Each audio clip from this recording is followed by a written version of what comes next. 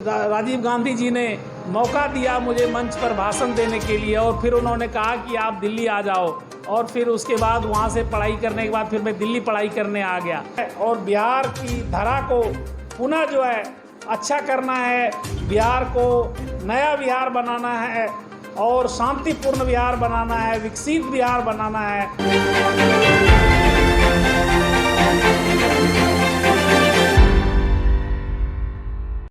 नमस्कार, आप देख रहे हैं हकीकत आप तक, आपकी आवाज़ सच के साथ। आज हमारे साथ मौजूद हैं संजीव कुमार सिंह, जाने माने एडवोकेट सुप्रीम कोर्ट के और कांग्रेस के वरिष्ठ नेता, जिनकी दावेदारी है प्रधानमंत्री पद की।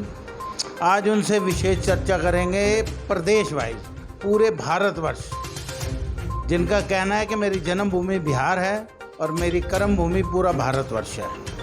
तो उन्हीं की जन्मभूमि से शुरुआत करेंगे। आज चर्चा करेंगे हम बिहार स्पेशल पे, बिहार की जो राजनीति है आज़ादी से लेकर अब तक, उसमें कितना बदलाव आया है। बिहार एक ऐसा प्रदेश है जहां से IPS, IAS, एक से बड़े अफसर, डॉक्टर बन के निकलते हैं कि सारे ऊंचे पदों पे इस टाइम भारत में सबसे ज़्यादा बिहार के जो कैडर के लोग हैं उच्च स्तरीय केंद्रीय पदों पर है। तो आइए जानते हैं, लेकिन वहाँ राजनीति का स्तर इतना गिर क्यों गया है, क्या बदलाव आया है, आइए उनसे जानते हैं। नमस्कार जी। नमस्कार, मैं आपके चैनल के माध्यम से पूरे बिहार और पूरे भारतवर्ष की जनता को, पूरे भारतवर्ष की राजनीति के साथ साथ आपका जो विशेषांक, बिहार विशेषांक प्रत्येक राज्य वाइज जो आप ले रहे हैं और उसकी शुरुआत आपने बिहार से शुरू की है, मैं इसके लिए बहुत आपको धन्यवाद देता हूं, क्योंकि बिहार मेरी जन्मभूमि है और मेरा कर्मभूमि दिल्ली और पूरे भारतवर्ष, क्योंकि मैं पूरे भारतवर्ष में सभी राज्यों कांग्रेस के मुख्यमंत्रियों के साथ और देश के कांग्रेस के सभी प्रधानमंत्रियों और अध्यक्षों के साथ कार्य किया हूं और अभी आदरणीय सोनिया गांधी जी के साथ कार्य कर रहा हूं। तो इसके साथ ही मैं अपने जन्मभूमि राज्य बिहार की राजनीतिक चर्चा की शुरुआत करने जा रहा हूं। आज़ादी 15 अगस्त 1947 को हमारा देश आज़ाद हुआ।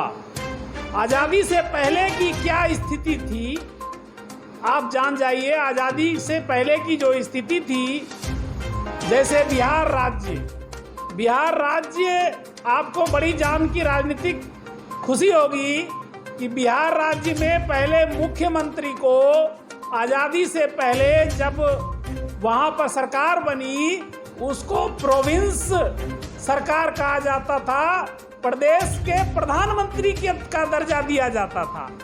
और बिहार ही ऐसा गौरवान्वित राज्य है जिसमें कांग्रेस के प्रथम मुख्यमंत्री डॉक्टर श्री कृष्ण सिंह, जो कि लौह पुरुष, बिहार का लौह पुरुष उनको कहा जाता था और विकास पुरुष कहा जाता था और बिहार का हरिश्चंद्र उनको कहा जाता था कि इतने ईमानदार कांग्रेस के नेता थे डॉक्टर श्री कृष्ण सिंह, जो कि काफ़ी बिहार में मशहूर हुए और 3 बार वो मुख्यमंत्री रहे और सबसे लंबे काल तक कांग्रेस के मुख्यमंत्री रहे, पहले मुख्यमंत्री डॉक्टर श्री कृष्ण सिंह। उसके बाद कई सारे मुख्यमंत्री बने और सभी मुख्यमंत्री कांग्रेस के मुख्यमंत्री और सभी लोगों ने बहुत अच्छा कार्य किया।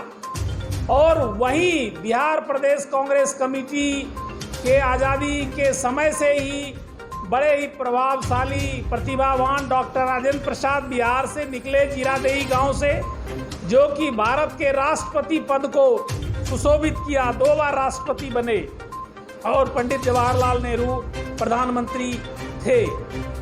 तो बिहार की भूमि जो है बड़ी ही उपजाऊ भूमि है, राजनीतिक दृष्टिकोण से बहुत ही एजाइल एंड अलर्ट है और प्रोग्रेसिव है। बिहार का एक एक बच्चा जो है राजनीति से अवगत है, क्योंकि राजनीति की जन्म ही बिहार से हुई है। जब आप प्राचीन बिहार को पढ़ेंगे तो मगध, चंद्रगुप्त मौर्य, जो घनानंद जैसे क्रूर शासक को खत्म करके चाणक्य की रणनीति में बिहार को जो है गौरवान्वित किया। और उससे पहले अगर आप जाएंगे महात्मा बुद्ध की धरती, ये जो पार्लियामेंट्री सिस्टम चल रहा है पूरे देश में, और जो बाइकैमरल लेजिस्लेचर जैसे विधानसभा और विधान परिषद राज्यों में होती है, ये सब प्रथा की शुरुआत भी बिहार से ही हुई है। ये बड़ी महत्वपूर्ण है। कैसे मैं बताऊं कि जब हमारे महात्मा बुद्ध सिद्धार्थ उनका नाम था, सिद्धार्थ के पिता जो थे शुद्धोधन थे, और शुद्धोधन राजा थे, और उन्हीं राजा ने शाक्य गणराज्य की शुरुआत की। लिच्छवी और जो शाक्य गणराज्य हुआ, वो गणराज्य प्रथा वैशाली, जो अभी वैशाली एक जिला है, और वैशाली, गया, मगध, ये सारे क्षेत्र हैं, वहीं से राजनीति की गणराज्य प्रथा शुरू हुई थी। और उसी को एडॉप्ट करते हुए हमारे संवैधानिक विशेषज्ञ जितने बड़े बड़े लोग थे, उनमें डॉक्टर राजेंद्र प्रसाद, बाबा साहब भीमराव अंबेडकर, पंडित जवाहरलाल नेहरू, भूलाभाई देसाई और बहुत बड़े बड़े जो विद्वान थे, सभी ने मिल करके जो संविधान बनाया। और संविधान में जो परिकल्पना हुई वो बिहार की ही गणराज्य प्रथा को लिया गया और बाइकैमरल लेजिस्लेचर बनाया गया। तो अशोक चक्र भी वहीं से है जी। और सम्राट अशोक, चंद्रगुप्त मौर्य का जो आगे का वंशज जो चलाया गया और भारत का जो सिंबल चला, वो भी जो है राष्ट्र प्रतीक, राष्ट्र चिन्ह, वो भी वहीं से बिहार से लिया गया। क्योंकि बिहार से ही पूरे देश में जो है राष्ट्र का शासन चलता था। सम्राट अशोक, जिन्होंने श्रीलंका तक और कई राज्यों तक, मलेशिया, थाईलैंड, भूटान, ये सारे पूरे जो है पूरा राज्य फैला दिया था, बहुत बड़े विकास किए थे। तो ये बिहार की देन है। अब श्री कृष्ण सिंह के बाद कई सारे कांग्रेस के मुख्यमंत्री बने और जिन्होंने अच्छा कार्य किया। उसके बाद जो कांग्रेस के अंतिम मुख्यमंत्री थे, डॉक्टर जगन्नाथ मिश्रा थे। उस समय अंतिम में बिहार के मुख्यमंत्री जगन्नाथ मिश्रा थे। उनके पहले जो है भागवत झा आजाद थे। भागवत झा आजाद भी 2 बार मुख्यमंत्री रहे, जो कि बहुत अच्छे जो है कार्य पालक थे, बहुत अच्छे कार्य उन्होंने किए थे। उसके बाद जब आदरणीय राजीव गांधी जी का जब वहाँ पे काफ़ी वर्णन चल रहा था, उस दौरान क्या हुआ था, राजीव गांधी के शासन काल में जब प्रधानमंत्री थे और जब चुनाव की घोषणा हुई, तो राजीव गांधी जी महात्मा गांधी मैदान, जो बहुत ही बड़ा मैदान है, जहाँ पे महात्मा गांधी की बहुत बड़ी स्टैचू लगी हुई है, गांधी मैदान जिसको कहते हैं, पटना में, वहाँ पर रैली हुई थी। और उसमें डॉक्टर जगन्नाथ मिश्रा ने मुझे कार्य दिया था और मैं पूरा जो है लाखों लाख छात्रों को, युवा नेताओं को जुटाया था उस मैदान में। और पहली बार जो है पब्लिक रैली एक छात्र जीवन में मुझे जो है वहाँ पर आदरणीय प्रधानमंत्री जो राजीव गांधी जी ने मौका दिया मुझे मंच पर भाषण देने के लिए। और फिर उन्होंने कहा कि आप दिल्ली आ जाओ। और फिर उसके बाद वहाँ से पढ़ाई करने के बाद फिर मैं दिल्ली पढ़ाई करने आ गया। तो मेरी राजनीतिक पृष्ठभूमि की शुरुआत हुई वहाँ से। और राजनीतिक दृष्टिकोण से देखिए कि जब तक कांग्रेस का शासन काल रहा 1990 के अंत तक, तब तक बहुत अच्छा बिहार विकसित हुआ। और आप अभी हिस्ट्री देखेंगे कि बिहार में जो विकास हुआ है, जो रोडें बनी हैं, सड़कें बनी हैं, पुराने जो डैम बने हैं, वो सारा जो विकास का कार्य, बड़े बड़े यूनिवर्सिटी बने हैं, Patna university, Bhagalpur university, Magadh university, Mithila university, Darbhanga university, Madhepura university, और बड़े बड़े college, management college, degree college, Patna medical college, Darbhanga medical college, NMCH, Nalanda medical college, Shri Krishna medical college जो हमारे कांग्रेस के मुख्यमंत्री के नाम मुजफ्फरपुर में है, ये सारे जो बने कांग्रेस के समय में ही बने। लेकिन जब ये राजद का लालू यादव आया, घोटालेबाज, इन्होंने क्या किया, पूरे बिहार की राजनीति को बर्बाद कर दिया। राजनीतिक द्वेष जो है जातिवाद में फैल गया। यादव समुदाय से लालू यादव आते थे और ये क्या कहते थे कि भैंस पे चढ़ करके जो है दूसरे का ज़मीन कब्जा कर लेंगे, और जाति में वैमनस्यता, जाति प्रथा की जो कट्टरता शुरुआत हुई, और कट्टरता को शुरुआत करने वाले लालू यादव हैं। इस प्रकार लूट, डकैती, हत्या, अपहरण, बलात्कार, लालू यादव के शासनकाल में 10 साल लालू यादव मुख्यमंत्री रहे और 10 साल में पूरे बिहार को 50 साल पीछे कर दिया। उसके बाद जब चारा घोटाला में लालू यादव जेल जाने को हुए तो उन्होंने अपने पत्नी को, जिनको कि दस्तखत तक करने नहीं आता था, राबड़ी देवी को एक जो है सिंबल के रूप में मुख्यमंत्री बना दिया, और उनके भाई साधु यादव, सुभाष यादव और कई सारे कट्टर डाउन जो बिहार के बड़े बड़े खतरनाक अपराधी थे, जैसे शहाबुद्दीन जो कि भारत से लेकर पाकिस्तान तक और कई ईरान, इराक तक कई मुस्लिम राज्यों में, देशों में वो साले आतंकवादी का कार्य करते थे, जो अब मर गया। तो ये उसके अलावा और कई सारे जो थे, छोटन शुक्ला और मुन्ना शुक्ला और राजन तिवारी और पप्पू यादव जो बहुत बड़ा गुंडा, बहुत बड़ा माफिया डॉन, पप्पू यादव जो कि उसको उम्र कैद की सज़ा हुई थी, जो कि पूर्णिया का एक बहुत बड़ा घटना है। पूर्णिया के बहुत बड़े लोकप्रिय विधायक थे और वो अजीत सरकार नाम उनका था।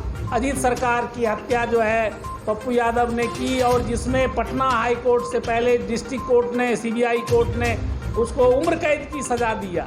पटना ने भी कंफर्म किया, और दिल्ली में आकर के वो जो है जो गवाह हॉस्टाइल हुए उस सब के आधार पे जो है साक्ष्य की कमी के कारण जो है वो छूट गया। नहीं तो पप्पू यादव बहुत ही खतरनाक अपराधी थे, आनंद मोहन खतरनाक अपराधी थे, और ये सब जो है पूरा इनका सम्राट चौधरी जो खतरनाक अपराधी थे, लल्लन पांडे, ये सब बड़े खतरनाक अपराधी बिहार को पूरा लूट करके, खसोट करके, अपहरण का उद्योग चलता था। वहाँ पर लालू यादव के लोग जो है हत्या, अपहरण, फिरैती, डकैती, ये सब करके पूरा बिहार को बदनाम कर दिया। और उसके बाद जब 15 साल लालू यादव का शासनकाल चला, कोई विकास नहीं हुआ, कोई रोड नहीं बनी, कोई, यहाँ तक कि एक बार बीबीसी वाले आए थे तो लालू यादव बोले क्या कि मैं तो बिहार के रोड को हेमा मालिनी का गाल बना दूंगा, लेकिन वो हेमा मालिनी के गाल क्या, ओम शिवपुरी जो है उसके गाल जैसा भी गड्ढेदार नहीं बना पाया। और इस प्रकार बिहार में पूरा कोई विकास लालू राबड़ी शासनकाल में नहीं हुआ। चारा घोटाला सबसे बड़ा घोटाला उस समय हुआ, बाढ़ राहत घोटाला बहुत बड़ा घोटाला हुआ। उस समय एक बहुत बड़ा जो है क्राइम का रिपोर्ट आप देखोगे, आज तक में जो क्राइम रिपोर्ट आता है उसमें भी दिखाया गया है, शिल्पी गौतम हत्याकांड। उस समय राबड़ी देवी मुख्यमंत्री थी, लालू यादव, साधु यादव और भोला यादव, जो अभी भोला यादव पकड़ा गया रेलवे भर्ती घोटाला में, वो लालू यादव का दायां हाथ था, वो ओएसडी था, पीए था। उसने क्या किया, साधु यादव ने एक शिल्पी जो है एक यंग बालिका थी, पटना वुमेंस कॉलेज में पढ़ती थी, उसका अपहरण कर लिया। अपहरण करके पटना गेस्ट हाउस में लालू यादव, साधु यादव, भोला यादव, इन सब ने मिलकर के उसका बलात्कार किया 2 रात तक। और उसके बाद उसका बॉयफ्रेंड जो गौतम सिंह नाम था वो आया ढूंढने, तो दोनों को जहर पिला करके हत्या करके कार में बंद करके जा करके गांधी मैदान के सामने थाना के पार्क में जाके गाड़ी को पार्क कर दिया। और इस प्रकार वो बहुत ही बबेला मचा था। तो बबेले में लालू यादव तो बच गया क्योंकि मुख्यमंत्री का पति था, लेकिन साधु यादव पकड़ा गया था, वो काफ़ी दिन जेल रहा था। लेकिन बाद में गवाह वगैरह को धमका करके वो जो है केस को रफा दफा कर दिया। अभी भी केस पेंडिंग है। उसी प्रकार से पटना के डीएम थे गौतम गोस्वामी, बड़े यंग डायनामिक डीएम थे, जिन्होंने आडवाणी की रैली को रोक दिया था। आडवाणी को कहा था, गांधी मैदान में आडवाणी की रैली थी, पटना के डीएम थे गौतम गोस्वामी, उन्होंने कहा कि 10 बज गया मिस्टर होम मिनिस्टर, अब जो चुनाव नियम है 10 बजे रात के बाद आप प्रचार नहीं कर सकते, और माइक पर हाथ रख दिया था। पूरे सुर्खियाँ, बीबीसी लंदन तक पूरा सुर्खियाँ चल गया था, जो गौतम गोस्वामी आईएएस अफसर जो पटना के डीएम थे। और बाद में क्या किया, उसी डीएम को बाढ़ राहत घोटाले में फंसा करके लालू यादव और राबड़ी देवी ने उसको फंसा करके उसको उसका कैरियर बर्बाद कर दिया और सारा पैसा जो है लालू यादव, राबड़ी देवी और जो है साधु यादव, ये सब ने लूट करके पैसा जो है हजारों करोड़ बाढ़ रात घोटाला किया और उसका बलि का बकरा जो है गौतम गोस्वामी डीएम को बना दिया और अंत में उसको हॉस्पिटल में जाड़ का इंजेक्शन देके मरवा दिया।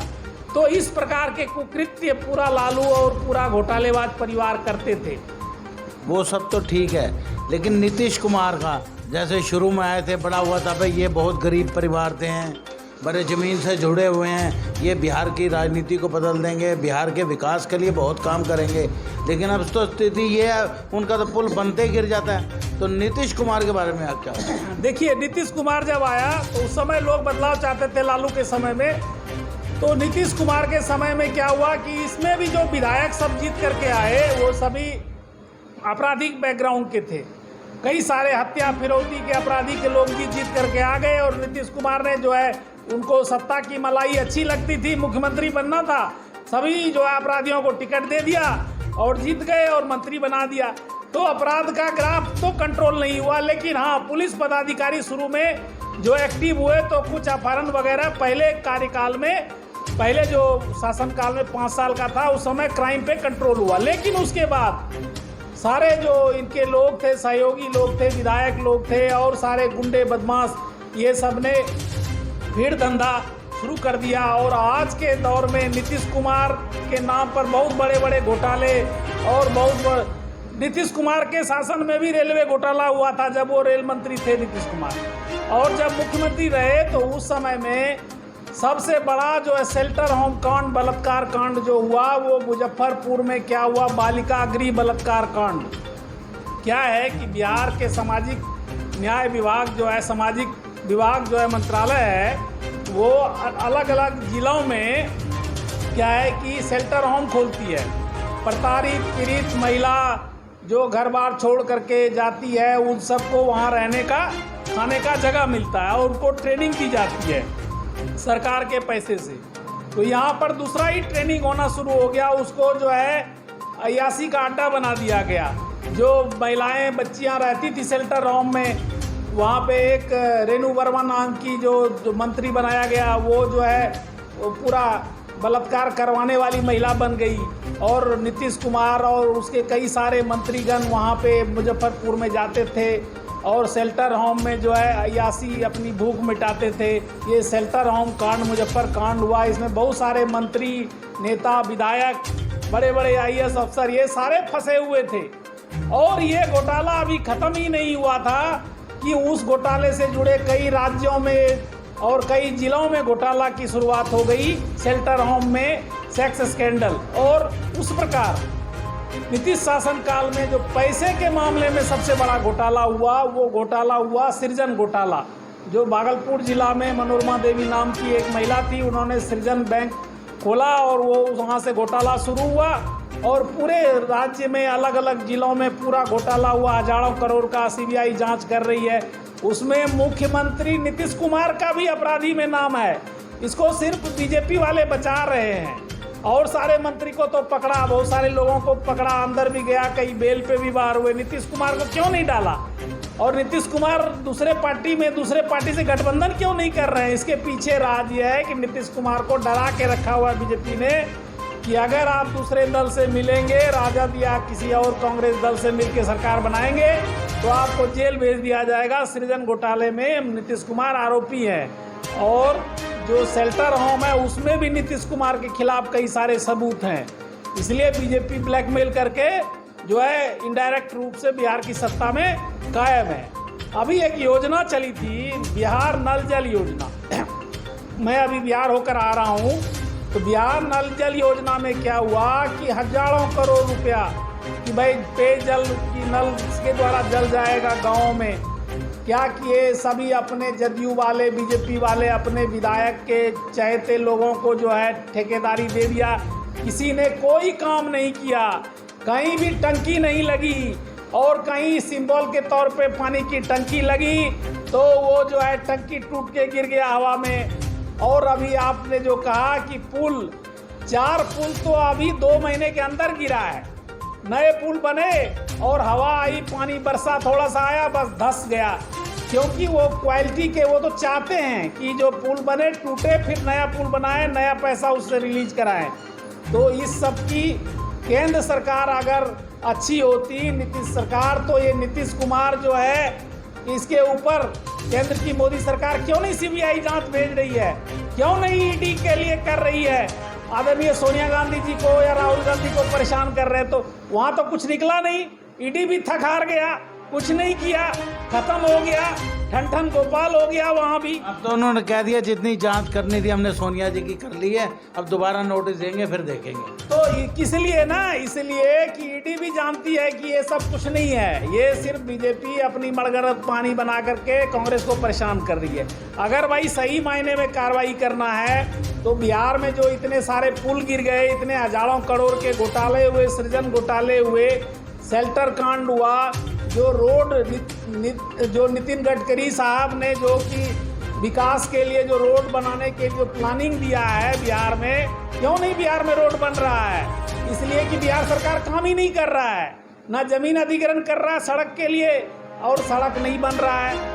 नितिन गडकरी साहब ने खुद जो है नीतीश कुमार को कहा कि ये बिहार राज्य आपका फिसड्डी है। क्यों फिसड्डी है?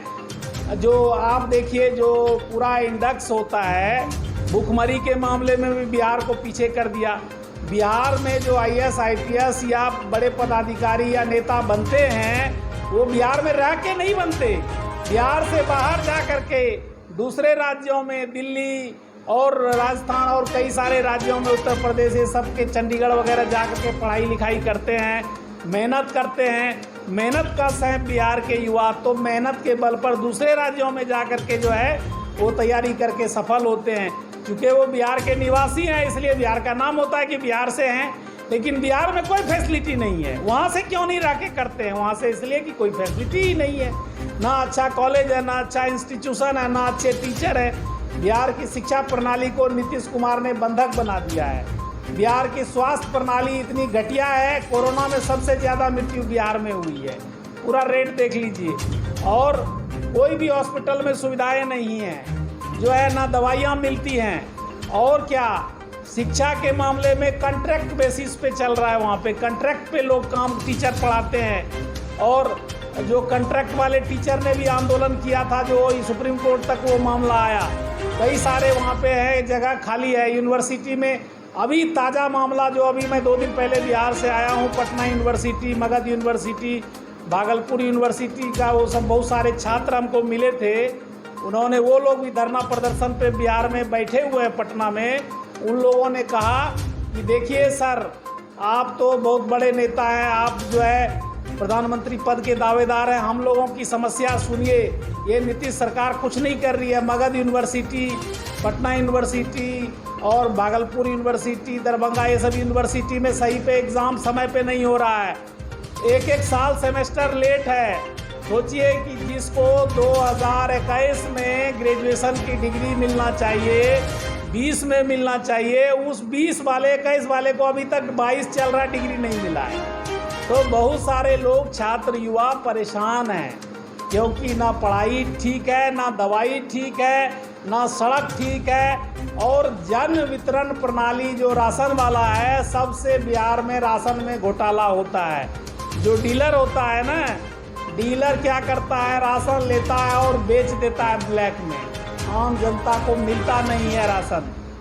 कोरोना में भी जो 5 किलो अनाज देने का जो बात हुआ था, उसमें भी क्या किया, 5 किलो के जगह पे 1 किलो 2 किलो लोगों को मिलता था, बाकी 3 किलो गायब। तो क्योंकि देखिए वहाँ पे मिली भगत है, CO, BDO, SDO, DM सब मिली भगत है, सबका बंधा हुआ है। शराबबंदी जो नीतीश कुमार किया है, ये बहुत बड़ा ढकोसला है। नीतीश के मंत्रिमंडल में 99% मंत्री शराब पीते हैं, और सभी रात को शराब पीते हैं।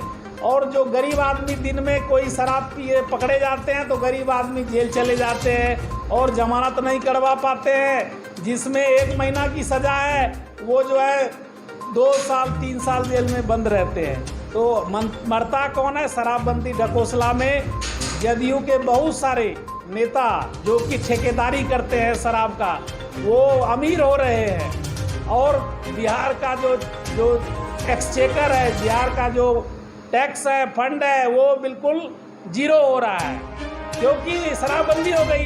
तो मद्य निषेध से पैसा कहाँ से आएगा? लेकिन वो पैसा का इनडायरेक्ट रूप से कमा कौन रहा है? जो ठेकेदार है, जो शराब का माफिया है, जो कि हरियाणा, पंजाब, बंगाल, झारखंड, ये सब राज्यों से शराब लाकर बेचता है। तो शराबबंदी पूरा वहाँ पे फेल हो गया, यहाँ तक कि कई घटक लोग इसका विरोध करते हैं। अब बिहार की इतनी बुरी स्थिति है, ऐसे में आप कांग्रेस की क्या पोजीशन देखते हैं? और जिस तरह का आपका प्रयास हो रहा है पूरे भारत में घूमकर कांग्रेस की स्थिति को मजबूत करने को लेकर, शुरुआत आप बिहार से कर रहे हैं। सबसे पहले तो मैं बिहार में पूरा विकास करने के लिए बिहार का लगातार दौरा कर रहा हूँ।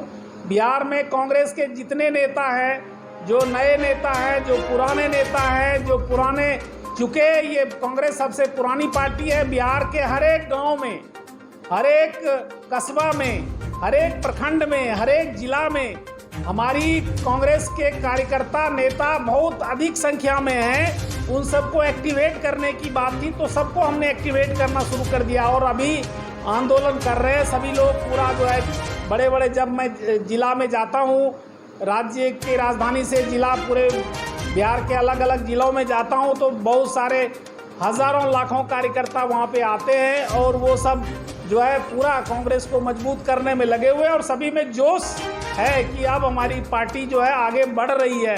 और कई सारे अभी पिछले जो है 2 साल के अंदर बिहार में लगभग ये मान के चलिए 50 लाख लगभग सदस्य नए बने और इससे कांग्रेस के सदस्यों की संख्या काफ़ी बढ़ी है। और हर एक जिला में हमने एक पैटर्न बनाया है कि हर एक जिला में 300 कांग्रेस के नेता होंगे, उसके बाद कार्यकर्ता होंगे। तो सोच लीजिए कि नेता अगर जिला में 300 होंगे और सभी कार्यकर्ता आगे रहेंगे, तो इस प्रकार स्थिति काफ़ी मजबूत होगी। और ऐसा मैंने पूरा किया है और पूरा कंप्यूटराइज सिस्टम, जो मेंबरशिप है, पूरा कंप्यूटराइज सिस्टम कर दिया है।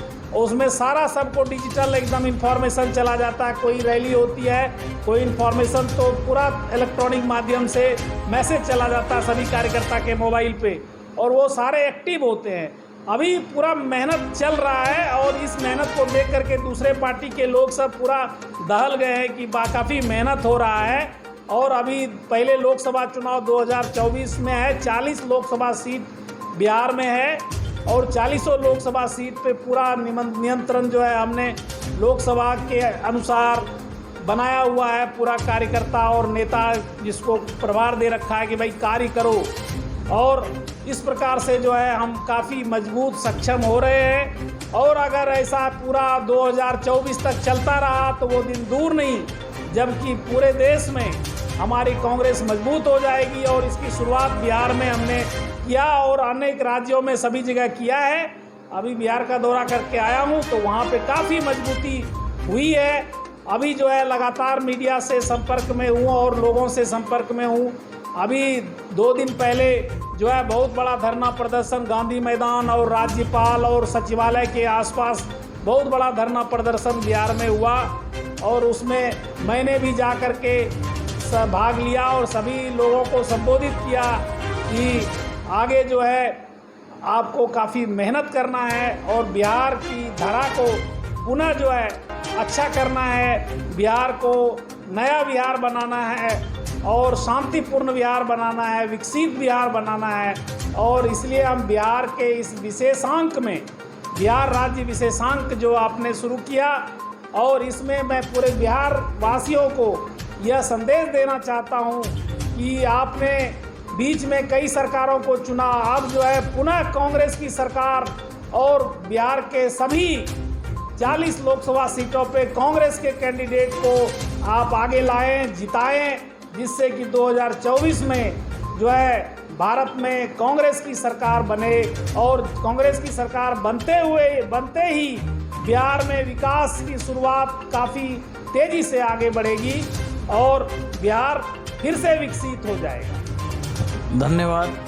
जैसा कि आपने देखा, हमारे साथ थे संजीव कुमार सिंह, जिन्होंने कांग्रेस को 2024 में लाने का अपना जो लक्ष्य रखा हुआ है उसकी शुरुआत कर दी है उसका शंखनाद कर दिया है बिहार से। उन्होंने ज़िले वाइज अपने प्रयास शुरू कर दिए, संगठन को मजबूत करना शुरू कर दिया। और उन्होंने कितने देखो घोटाले पहले भी हुए जो वर्तमान सरकार के राज्य में हुए हैं, उनका भी विवरण दिया इन्हीं शब्दों के साथ कि वो कामयाब हो। आप देख रहे हैं हकीकत आप तक।